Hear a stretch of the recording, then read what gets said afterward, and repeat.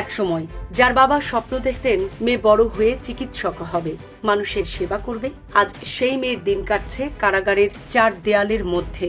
2013 সালের রাজধানীর চাঞ্চল্যকর দ্বৈত হত্যা মামলায় নিজ বাবা মাকে হত্যার দায়ে দণ্ডিত ঐশী রহমান এখন গাজীপুরের কাশিমপুর মহিলা কেন্দ্রীয় কারাগারে বন্দী।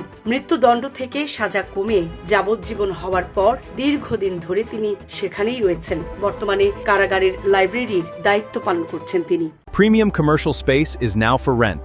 Featuring ample parking and excellent accessibility, this 4,200 square foot space is ready. Elevate your business and call us today. কারা অধিদপ্তর সূত্র জানিয়েছে, ঐশী বর্তমানে কাশিমপুর মহিলা কেন্দ্রীয় কারাগারের মহিলা ওয়ার্ডে অবস্থান করছেন। তাকে কারাগারের লাইব্রেরিয়ান হিসেবে দায়িত্ব দেওয়া হয়েছে। প্রতিদিন নির্ধারিত সময়ে তিনি লাইব্রেরিতে দায়িত্ব পালন করেন, বইয়ের নিবন্ধন সংরক্ষণ করেন এবং বন্দীদের বই নেওয়া ফেরত দেওয়ার কাজ তদারকি করেন। কারা কর্মকর্তাদের মতে দায়িত্ব পালনে তিনি নিয়মিত এবং শৃঙ্খলাপরায়ণ।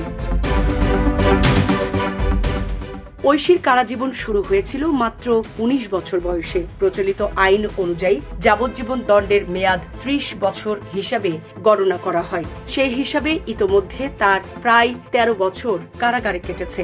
যদি সাজা মওকুফ বা অন্য কোনো আইনি সুবিধা না পান, তাহলে আরও প্রায় 17 বছর তাকে কারাগারেই থাকতে হবে। তখন তার বয়স হবে প্রায় 49 বছর।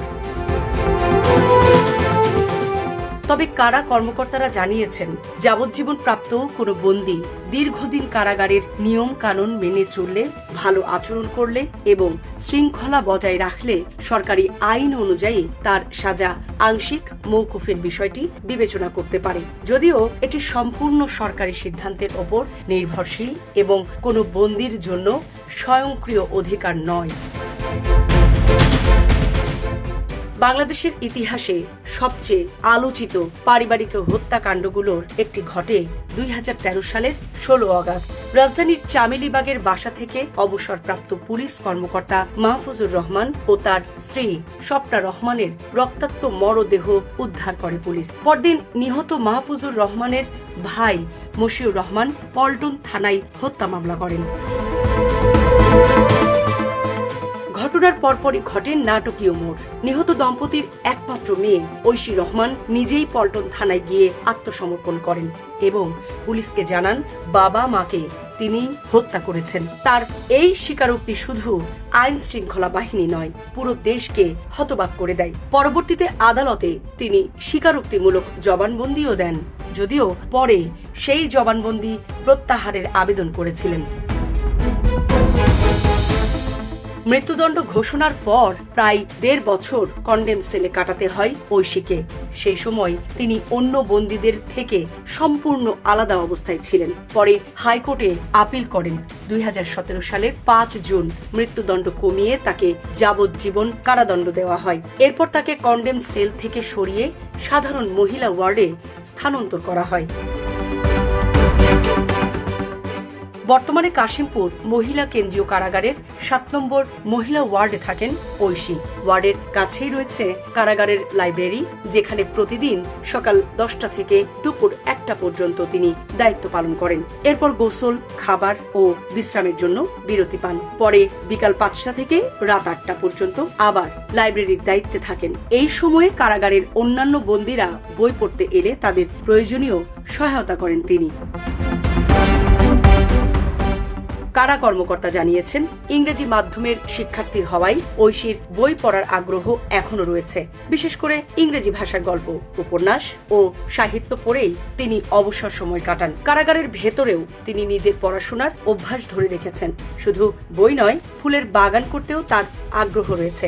কারাগারের ভেতরে থাকা কয়েকটি ফুলের বাগানে সুযোগ পেলেই তিনি পরিচর্যা করেন, যদিও এটি তার দায়িত্বের অংশ নয়। ব্যক্তিগত আগ্রহ থেকেই তিনি বাগানের কাজে সময় দেন।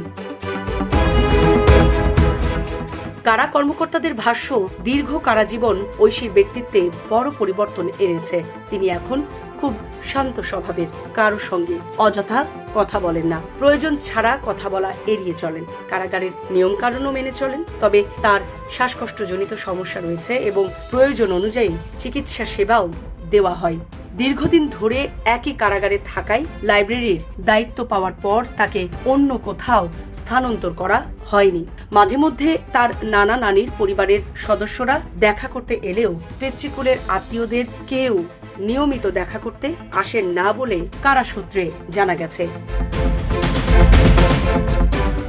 ঐশীর মৃত্যুদণ্ড কমিয়ে যাবজ্জীবন করার পেছনে হাইকোর্ট কয়েকটি গুরুত্বপূর্ণ বিষয় বিবেচনায় নিয়েছিলেন। পূর্ণাঙ্গ রায়ে আদালত উল্লেখ করেন, উপস্থাপিত সাক্ষ্য প্রমাণের ভিত্তিতে মৃত্যুদণ্ড দেওয়ার মতো উপাদান থাকলেও মামলার পারিপার্শ্বিক পরিস্থিতি ব্যতিক্রমী ছিল। রায়ে বলা হয়, ঘটনার সময় ঐশীর বয়স ছিল মাত্র 19 বছর এবং তিনি প্রাপ্তবয়স্ক জীবনের একেবারে শুরুর পর্যায়ে ছিলেন। তার বিরুদ্ধে এর আগে কোনো অপরাধমূলক কর্মকাণ্ডের রেকর্ড ছিল না। হত্যাকাণ্ডের পর তিনি স্বেচ্ছায় থানায় আত্মসমর্পণ করেছিলেন, যা আদালতের বিবেচনায় গুরুত্বপূর্ণ বিষয় হিসাবে উঠে আসে। আদালত আরও উল্লেখ করেন, চিকিৎসা প্রতিবেদনে ঐশীর মানসিক অস্থিরতার বিষয়টি উঠে এসেছে। পাশাপাশি তার পরিবারেও মানসিক অসুস্থতার ইতিহাস ছিল বলে চিকিৎসা নথিতে উল্লেখ করা হয়। এছাড়া তিনি অ্যাজমা সহ কয়েকটি শারীরিক সমস্যায়ও ভুগছিলেন। জীবন অবাক না করলে কে করবে? 28% মিল্ক ফ্যাটের অবাক করার সাথে ফ্রেশ মিল্ক পাউডার। জীবন অবাক করুক প্রতিদিন। রায়ে আরও একটি গুরুত্বপূর্ণ পর্যবেক্ষণ ছিল পারিবারিক পরিবেশ নিয়ে। আদালত বলেন, সন্তানদের জন্য বাবা মাই প্রথম শিক্ষক, কিন্তু কর্মব্যস্ততার কারণে ঐশীর বাবা ও মা তাকে প্রয়োজনীয় সময় দিতে পারেননি। সন্তানকে মানসিকভাবে গড়ে তোলার ক্ষেত্রে পারিবারিক সময় ও যত্নের গুরুত্ব রায়ে বিশেষভাবে উল্লেখ করা হয়। সামরিনা প্রীতি, ঢাকা এক্সপ্রেস।